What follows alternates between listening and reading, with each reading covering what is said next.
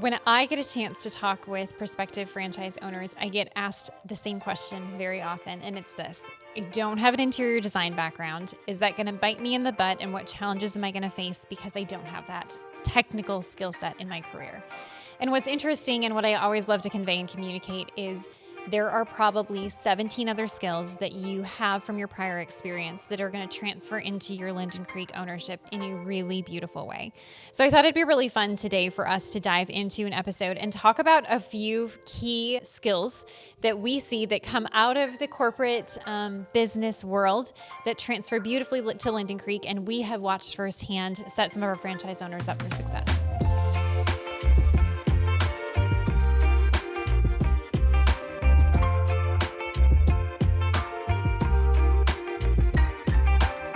I think the first one, if diving right in, would be somebody that has a sales and sort of customer experience background. Doesn't necessarily mean that all you did was sales, but do you have the ability to interact with clients, drive them to a decision point, and so on and so forth? I'm kind of jumping ahead a little bit too, but from a leadership standpoint, have you managed personnel? Have you, because that's you're driving your team to a decision point as well. So I think that that's a key factor. And is going to be necessary as they build their Linden Creek franchise. Why does sales matter so much?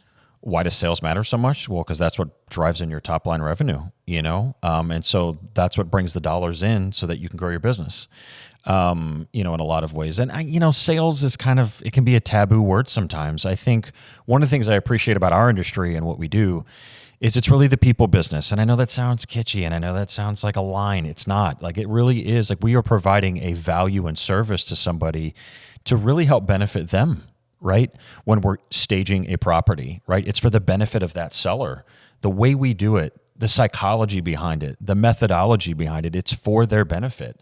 And if you'll let the professionals come in and handle it, we can put you in a position to be successful, close that home faster, higher ticket value, all that kind of stuff. I think that's important. And on the interior design side as well, that's a managed relationship. This is a home that somebody lives in, that they value, that they care about.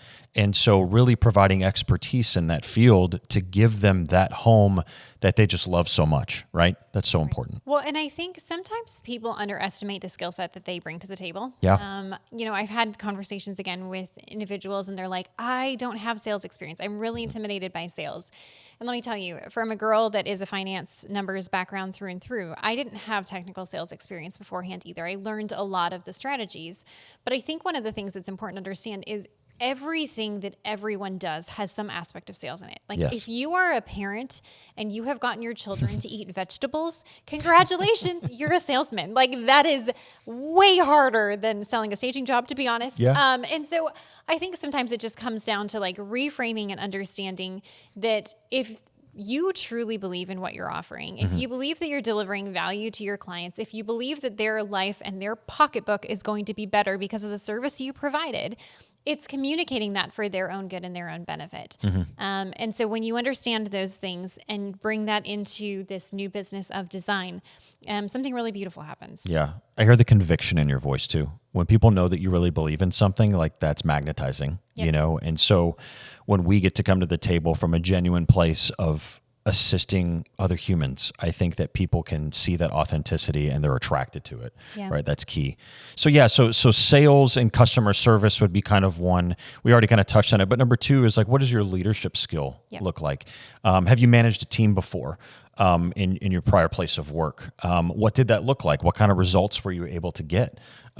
Because in this business, in our franchise model, you will become the lid to your organization. And so at some point you'll have to replicate yourself, and that's really key, and rally your team members to get your location to a specific place. Maybe that's number of installs, maybe that's a number of clients served, number of design projects throughout the year, so on and so forth. Or maybe to rally for a really big opportunity that falls in your lap and your location to represent the brand well. I think that that's really key. So leadership is essential. And what kind of leader are you? Well, and it may sound really controversial what I'm about to say, but I would say through and through that leadership as a skill set is more important than design technique as a skill set when you're walking in day. Yeah. because you are going to have to build a team. And so you need to know and understand how to set expectations for your team, how to build a culture within your company so that the attitude and perspective is right, how to really create a vision for your team so that they have something to strive after, how to train them, educate them, get them skilled and ready. All of those skills are truly skills that are oftentimes harder to learn and harder to build than the technical side of how to create a beautiful space. And so, again, I think oftentimes we get to have so many conversations, often with business owner, or often with those that are in the business world, and they go, "I just don't know anything about this industry." And I'm like, you have all the intangibles and all the skills that are so necessary to set you up for success. You're just pivoting the topic. That's correct. Instead of talking about, cybersecurity, you're talking about design and decorating. And so understanding that like those fundamentals are what's most important is so crucial. Yeah. Critical thinking is key. Yep. So what kind of critical thinking skills do you have? Let me say one more thing too, from the sales side, again, to help clarify. I think more important even than sales, I think your analogy with vegetables was perfect for the kids because we live that on the daily. But I think that I want to know what your drive is. Like, what kind of drive do you have? We have some franchise owners that have said what you have said. I don't have any background in sales, right? But you know what? They say right after that, they say, but I'm going to figure it out, and failure is not an option. Yep. Those are the people that are going to go far in life because they're just going to dig deep and they're going to realize that there is no exit strategy here. Like, I've got to move forward. I have to grow this thing. And I think that's a very appealing attribute. Well, I think that's the intangible, right? Like somebody has that or they don't. But oftentimes that's less of a learned skill. Sure. So I was on a call with an individual not too long ago, and it was before she had signed her franchise agreement. And she said, "Listen, my kids have the stomach flu, but I was not going to cancel this call with you." And so they were in the bathroom around the corner. And if I suddenly come off the camera, it's because I'm catching vomit, but like I've got this and I'm going to be here. And I remember hearing that and thinking, this girl is not going to let anything stop her. And that sheer tenacity is 10 times more effective than like how well can you decorate a space. Right. And those are the things that are going to make her successful as a business owner. Because even if her design skills are not, 10 out of 10 today, that doesn't mean she can't hire a designer that has the 10 out of 10 skills, right? And so those are the intangibles. Another big one I would say that we've seen firsthand has been marketing. So we have a franchise owner whose background is heavy in marketing, and she jumped out the gate and her social media was so stinking on point, and she was creating reels and stories and getting engagement and paying attention to, CTAs and click-through rates and, all of these technical things because that was all her experience. And so she was able to take, her 15-year career in marketing and immediately apply it to what she's doing today and hyper-focus there. And that became her superpower. And so again, it just comes down to understanding and knowing that so many of these skills are really transferable. Love design, but think like a business owner? If you're ready to leave your 9-to-5 and want to do something that's buildable and scalable, check out linden-creek.com/franchise and see if Linden Creek is the right fit for you. What would you say to those people though that don't have like for me as an example, I don't have that marketing sort of acumen. I don't know what looks good on Instagram kind of thing. What would you say to that kind of person? I think what it comes down to as a business owner, congratulations, you are now the entire corporation that once existed. Sure. So you are HR, you are marketing, you are sales, you are accounting. That's the fun one. You are the manager, you are the designer. Like you are all of these things on day one. And no business owner is good at all of those things on day one. So there are going to be things you're going to be like, I'm crushing at it. I'm fantastic. And I have this skill set. And there are going to be things that you just don't know because you haven't had to have the exposure, and that's okay. And so my recommendation is twofold. Either one, hire quickly somebody that has that skill set that maybe is a deficit for you. And number two is educate yourself so that you strengthen and build up those skills. We've talked about this in another episode, but AI is a great tool for learning. And there's so much information out there now. When I first started Linden Creek, sales was my biggest weakness and really made me nervous. And so every time I was in the car, I would listen to this sales podcast, and it was top performing sales agents across all these different companies that would spend an hour talking about what they do and how they got to be on the top. And so I think I took a 100-hour crash course on how to be the best salesperson just by listening to these conversations. And so, it doesn't mean you need to have a special degree. It doesn't mean you need this formal education. Just surround yourself around educational tools that can provide and fill in those gaps for you. I think from a marketing standpoint, if I could add to what you're saying, Yeah. right, outside of the socials, outside of the digitals, outside of all of that, right, and it goes back to drive as well. It's just the determination to develop authentic relationships with your customers.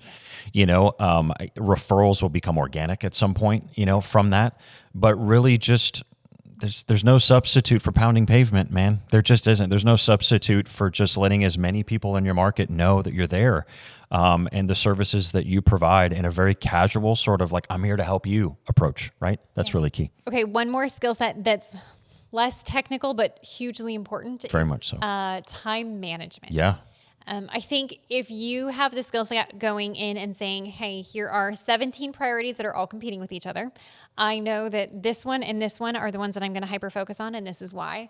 That is going to bode so well in your day-to-day.